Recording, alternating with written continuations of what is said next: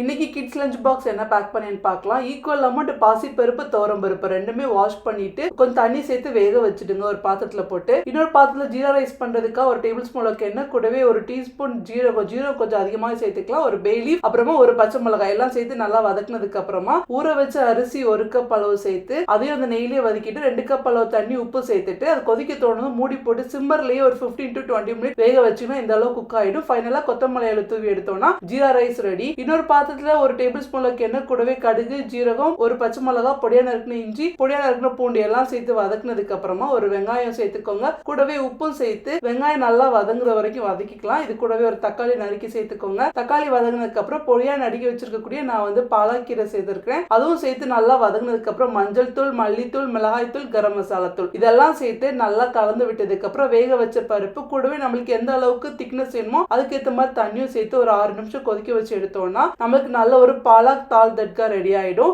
Tune box pack பண்ணிடலாம். இன்னைக்கு பண்ண ஜீரா ரைஸ், தால் தட்கா, அதுக்கப்புறம் கொஞ்சம் சிக்கன் நக்கட்ஸ், ஒரு யோகர்ட், ஒரு மேக்ரன், இதுதான் இன்னைக்கு நான் பேக் பண்ணேன். நாளைக்கு என்ன அப்படின்றத இன்னொரு வீடியோல பார்க்கலாம்.